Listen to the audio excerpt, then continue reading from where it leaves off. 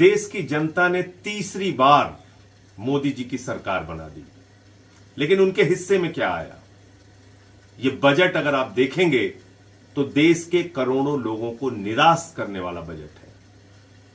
उम्मीद थी कि अग्निवीर योजना बंद होगी, सेना की पुरानी भर्ती बहाल होगी।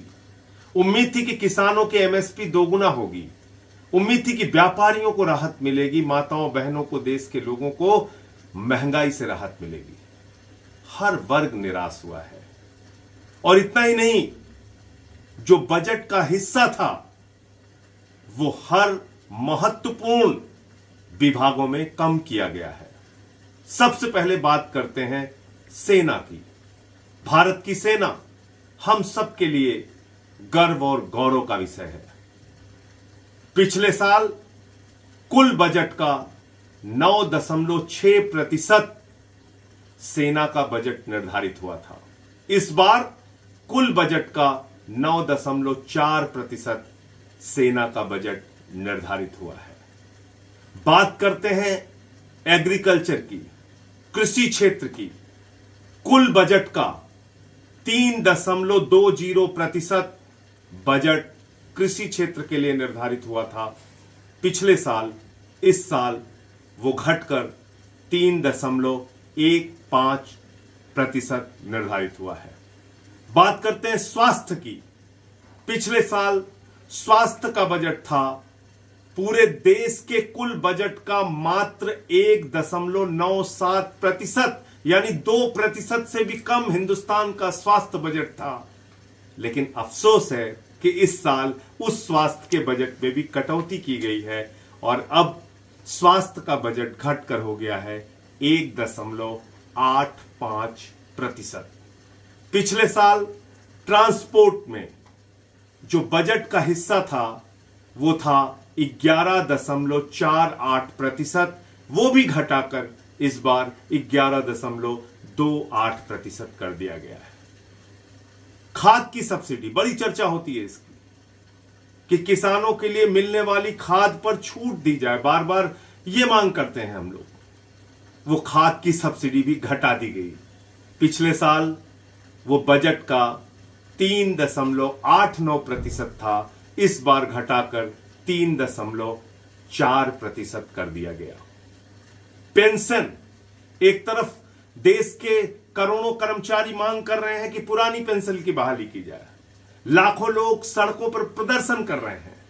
लेकिन पिछले साल पेंशन का बजट था 5.2%, उसको घटाकर इस बार कर दिया गया 5.05%।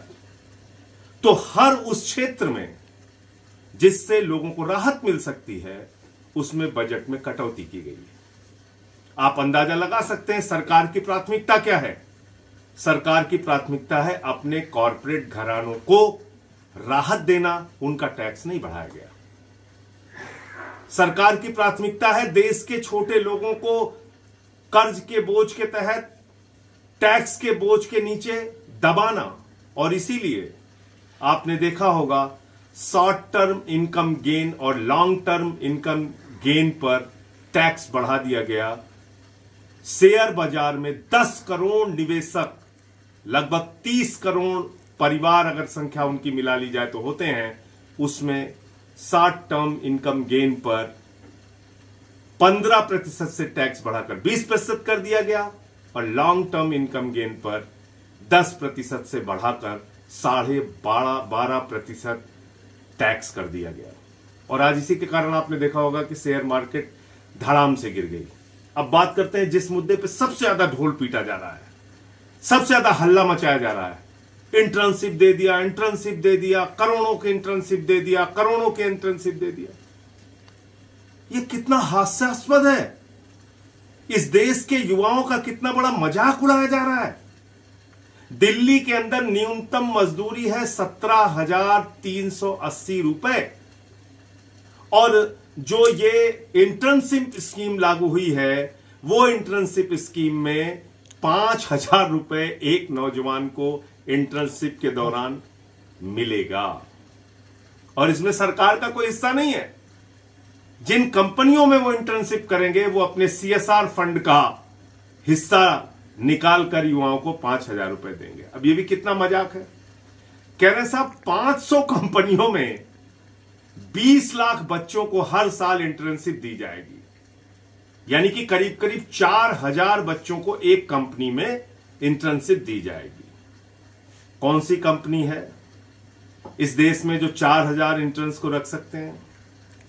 कौन सी कंपनी है जहां पे 20 लाख 500, कौन सी ऐसी कंपनियां जहां पे 20 लाख बच्चों को इंटर्नशिप दी जा सकती है? तो ये इस देश के नौजवानों के साथ भद्दा मजाक है, घोर मजाक है, उनकी बेरोजगारी का मजाक है।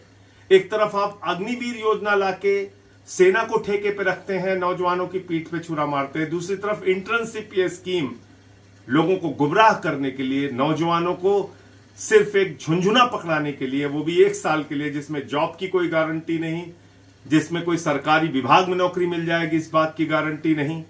तो ये इंटर्नशिप क्या है? क्यों मजाक उड़ा रहे हैं आप देश के नौजवानों की बेरोजगारी का? इसलिए मैं फिर से दोहरा रहा हूं कि यह बजट इस देश के करोड़ों लोगों को निराश करने वाला बजट है, जिसमें किसान भी शामिल हैं, जिसमें नौजवान भी शामिल हैं, जिसमें माताएं बहनें भी शामिल हैं, जिसमें देश का व्यापारी भी शामिल है। हर वर्ग से वोट तो लेते हैं मोदी जी, लेकिन बदले में झुंझुना थमाते हैं। ये सरकार बचाओ महंगाई बढ़ाओ बजट है। बिहार बिहार बिहार किया जा रहा है। आपको याद होगा 1,25,000 करोड़ देने का वादा प्रधानमंत्री ने 9 साल पहले किया था। आज दिया है 26,000 करोड़। कब तक पहुंचेगा पता नहीं, लेकिन ये 26,000 करोड़ रुपए उतना ही रुपया है मेरे मित्रों, जितना मेहुल चौकसी, नीरव मोदी और ललित मोदी अकेले लेके भाग गए। तो इस पे हम लोग खुश हो सकते हैं, लेकिन कुल मिलाकर ये एक झुंझुना बजट है। धन्यवाद।